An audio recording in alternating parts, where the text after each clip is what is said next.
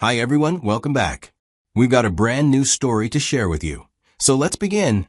Some people say marriage takes work, but nobody warns you about the difference between normal relationship work and constantly walking on eggshells around someone who thinks they're never wrong.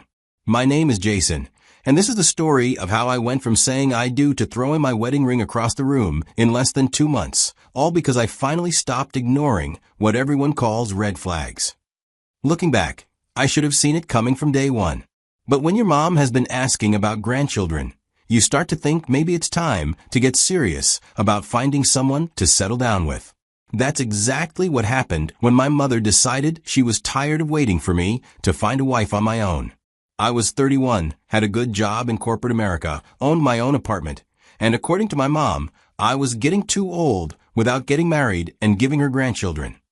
Never mind that 31 isn't exactly ancient. In her mind, I was practically an old bachelor who needed immediate intervention.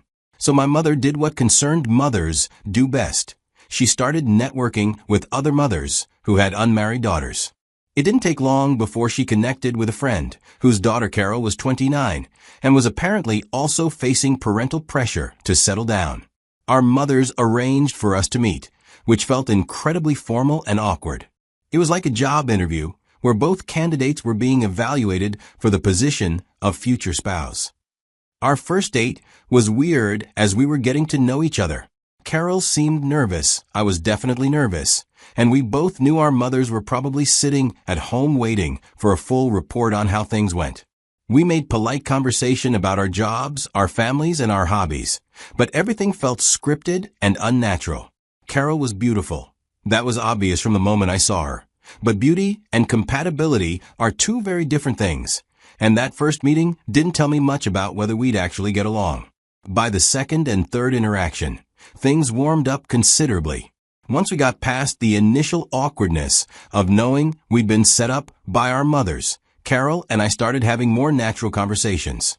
She was smart and had opinions about things that, although they differed from mine, made some sense to me. We discovered we had some things in common. We both loved trying new restaurants, enjoyed hiking on weekends, and had similar goals about saving money and building stable careers. Carol also seemed to appreciate that I wasn't pushing for anything physical or trying to rush into a serious relationship right away. In our conversations during those early meetings, we both agreed to follow things slowly, even though our mothers wanted us to be something more serious immediately. We could both feel the family pressure to move quickly toward engagement and marriage, but we wanted to actually get to know each other first before making any major commitments. This decision to take our time turned out to be smart. After all, it gave us a chance to see how we interacted in different situations and whether we genuinely enjoyed each other's company or were just going through the motions because our families expected it. As the months went by, Carol and I saw each other more frequently and started sharing more personal things about ourselves. We'd meet for dinner after work, spend weekends exploring the city together, and have long phone conversations at some point. I learned that Carol was incredibly driven about her marketing career and had specific plans for advancing to management positions within the next few years. She was organized, ambitious, and had clear ideas about how she wanted her life to progress. I admired her focus and determination, even though sometimes it felt like she had everything planned out to the smallest detail.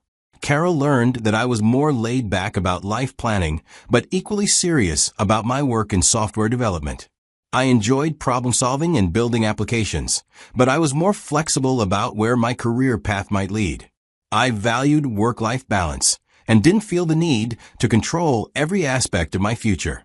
After our 6th month of getting to know each other, we decided to try being in a real relationship rather than just casually dating. This felt like a natural progression since we enjoyed spending time together, and both our families were supportive of us becoming more serious. For me, Carol seemed to have the homely nature I wanted in a woman. She was family-oriented, responsible with money, and talked about wanting to create a stable home life with the right person. She was also beautiful, so I didn't mind that our relationship had started through family matchmaking rather than a romantic meeting. I didn't really understand the motivation behind why Carol had accepted me as a potential partner, but it was nice that she was giving us a chance to build something real together. Sometimes family introductions work out because both people are genuinely looking for a serious relationship rather than just casual dating. Initially, everything went well for the first few months of our official relationship, with both our families supporting us and encouraging the progression toward something more permanent. Our parents would invite us to family gatherings together, and we were treated like a couple who were clearly heading toward engagement and marriage. But soon, Carol and I began to have minor disagreements that often blew up into serious fights. What would start as a simple difference of opinion about something would escalate into major arguments about our fundamental compatibility and values. To Carol, she always felt like she was right about everything and believed I should apologize regardless of what issue we were having or who had actually caused the problem. Even when the disagreement was clearly about something subjective, she expected me to admit I was wrong and say sorry for taking a different position. To me, Carol wasn't accountable enough for her own role in our conflicts, and often blew minor issues into something much bigger than they needed to be. If I disagreed with her about anything, she'd interpret it as me not respecting her intelligence or not caring about her feelings, which wasn't true at all. These patterns started becoming obvious pretty quickly, but with the help of both our families, these issues were usually resolved before they could damage our relationship permanently. Our mothers would talk to us separately about the importance of compromise, and our fathers would remind us that all couples have disagreements that need to be worked through. The family involvement actually made things more complicated because Carol and I never really learned how to resolve conflicts between ourselves. Instead, we'd get frustrated with each other, complain to our parents, and then get lectures about making our relationship work without actually addressing the underlying communication problems. After 2 years of knowing each other and 1.5 years of dating, I proposed to Carol on her birthday, and she accepted enthusiastically. By that point, our families had been dropping hints about engagement for months, and it felt like the natural next step in our relationship progression. The proposal itself was romantic and went exactly as I'd hoped. She seemed genuinely excited about planning our wedding. Almost immediately after the engagement, we began planning for the wedding. Both our mothers threw themselves into the preparations with enthusiasm, and we set a date for the following spring. The guest list quickly grew to over 200 people, and the planning became a full-time project for both our families. After about a month of being engaged, Carol moved in with me, but that decision brought its own set of challenges that we hadn't anticipated.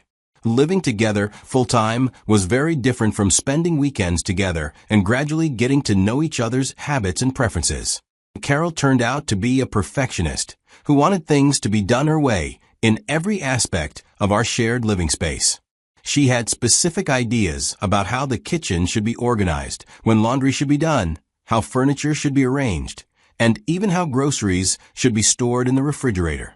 At first, I tried to accommodate her preferences because I wanted us to be happy living together. But it quickly became clear that Carol wasn't interested in compromise or finding ways to blend our different approaches to household management. She wanted me to adopt her methods completely and couldn't understand why I might prefer doing things differently. As our wedding approached, we constantly had fights about household issues, family obligations, and wedding planning decisions, which created serious doubt in my mind about whether we should actually get married. The stress of planning a large wedding, combined with the challenges of living together, was revealing sides of both of us that we hadn't seen during our dating period.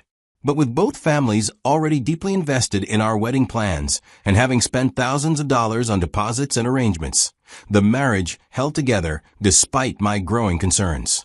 Everyone kept telling us that pre-wedding stress was normal and that we'd be much happier once the actual wedding was over and we could settle into married life.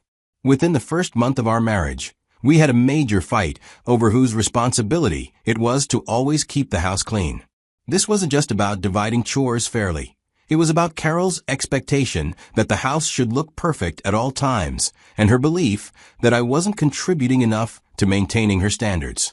Carol worked full-time in marketing, and I worked full-time in software development, but she seemed to think that housework was primarily my responsibility, since I worked from home 2 days a week. She'd come home from the office and immediately start pointing out things that needed to be cleaned, organized, or put away properly.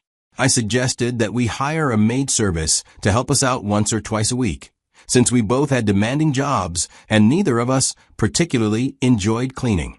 This seemed like a reasonable solution that would reduce stress for both of us and eliminate the source of our biggest arguments. But Carol refused my suggestion completely, saying she didn't feel safe having someone else around the house with our valuables and personal belongings. She was convinced that hiring outside help would lead to theft or privacy violations, even though I assured her we could hire from a reputable, bonded service with good references. When I tried to explain that I genuinely didn't have time to do house chores to her standards while also maintaining my career responsibilities, she refused to accept that as a valid excuse. According to Carol, other husbands manage to work full-time and still keep their houses spotless, so my time constraints weren't legitimate. After several rounds of this same argument with no resolution in sight, I finally said, "Fine, let the house be dirty until whenever. I'm not going to kill myself trying to meet impossible standards while working full-time." I thought this would end the discussion and maybe force her to reconsider the maid service option. But Carol immediately snapped at my response, accusing me of never seeing sense in anything she said and being deliberately stubborn about household responsibilities. She said I was being disrespectful of her needs and refusing to be a true partner in our marriage. I decided to ignore her escalating tone and walk away from the argument, knowing from experience that Carol was likely to blow this issue into something much bigger if I continued engaging with her when she was already upset. I'd learned that sometimes the best strategy was to let her calm down before trying to have a rational conversation. But Carol followed me as I tried to leave the room, continuing her complaints and adding new accusations about my character and commitment to our marriage. She reminded me that maybe marrying me had been a mistake, and she started listing all the ways I had disappointed her since our wedding. I would have responded to defend myself, but I held back because I could see that she was being completely unreasonable and looking for a fight rather than trying to solve our actual problem. Instead, I decided to walk away and let her finish venting her frustrations without getting drawn into a bigger argument. But Carol followed me through the house, telling me how she regretted every day with me and how I wasn't man enough to handle the responsibilities of marriage. She said I was immature, selfish, and nothing like the husband she thought she was getting when she agreed to marry me. At that moment, something inside me just snapped. I pulled off my wedding ring, tossed it across the room, and said clearly, "Then let this be the last day you have to regret." I was done listening to someone tell me how much they hated being married to me while expecting me to work harder to make them happy. We spent the rest of that day being completely cold to each other, but I knew in my heart that I was done taking her constant criticism and unreasonable demands. The marriage had been a mistake, and I wasn't going to spend years trying to fix something that was fundamentally broken from the start. Carol probably thought this was just another fight that would blow over like all our previous arguments, and that we'd eventually apologize to each other and go back to our normal routine of tension and conflict. But she was wrong about my intentions this time. About a week later, I came home from work with divorce papers to end our marriage of less than 2 months.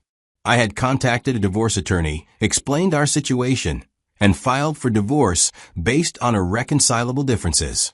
The papers were professionally prepared and ready to be served. Carol was shocked when I handed her the documents. She quickly called her family and my family to inform them about the divorce papers, probably expecting them to talk sense into me and convince me to reconsider. Both sets of parents were surprised and upset about our decision to end the marriage so quickly. But my mind was already completely made up about ending our marriage. I had spent months ignoring red flags about Carol's controlling behavior and unrealistic expectations, and I wasn't willing to spend years being miserable just to avoid disappointing our families. I decided not to explain my reasoning to anyone who asked about our divorce. When family members called wanting to understand what had happened, I simply said that Carol and I weren't compatible as married partners, and that ending things quickly was better than dragging out an unhappy marriage. Carol tried to get anyone who would listen to talk sense into me about reconsidering the divorce. She reached out to my sister, mutual friends, and even my close coworkers, asking them to convince me that I was making a mistake by ending our marriage over household arguments. But these intervention attempts didn't change anything about my decision. I was completely fed up with tolerating her controlling behavior, constant criticism, and refusal to compromise on anything. I didn't want to continue living with someone who made me feel like I could never do anything right. The truth was that I'd been unhappy for months, but had convinced myself that marriage required sacrifice, and that I needed to work harder to meet Carol's expectations. But when she told me she regretted every day with me, I realized that no amount of effort on my part was going to make her happy or change her fundamental attitude toward our relationship. Our divorce was finalized within a few months, and everything ended cleanly and legally. Since we'd only been married for such a short time and hadn't accumulated any shared assets or debts, the process was relatively straightforward and didn't require complicated financial negotiations. I was genuinely happy to be alone once again after spending so many months ignoring the red flags I had seen early in our relationship. The relief I felt after ending the marriage confirmed that I had made the right decision, even though it disappointed our families and surprised everyone who knew us. Looking back on the whole experience, I learned some valuable lessons about relationships, family pressure, and trusting my own instincts about compatibility. The biggest lesson was that you can't build a happy marriage with someone who fundamentally doesn't respect your opinions, needs, or contributions to the relationship.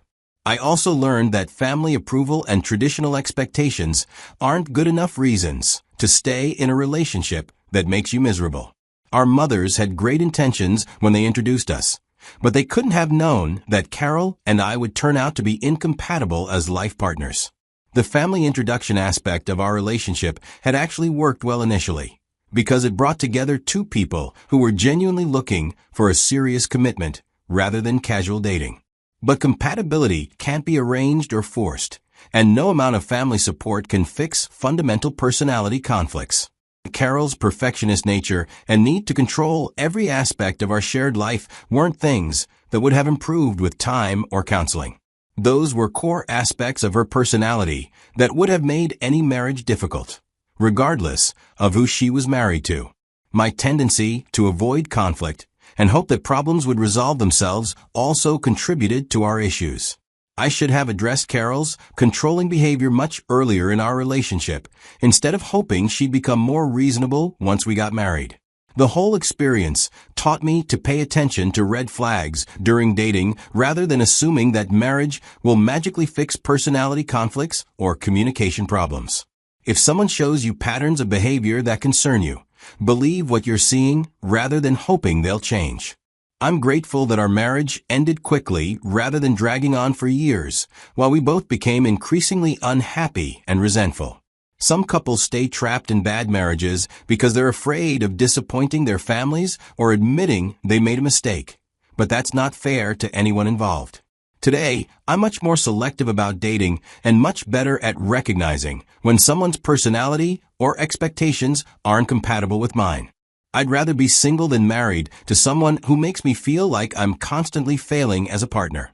The ring-tossing moment was dramatic, but it was also the moment I finally stood up for myself and refused to accept being treated with constant disrespect. Sometimes you have to draw a hard line and stick to it, even when it disappoints people who care about you. Carol and I were both good people who wanted marriage and family, but we brought out the worst in each other rather than the best. Recognizing that incompatibility and ending things quickly was the kindest thing we could have done for both of us. I still believe in marriage and commitment, but now I understand the difference between working on normal relationship challenges and trying to force compatibility that simply doesn't exist. When someone tells you they regret every day with you, it's time to listen and act accordingly. The family pressure that brought us together initially wasn't malicious, but it did create expectations that made it harder for both of us to recognize when things weren't working.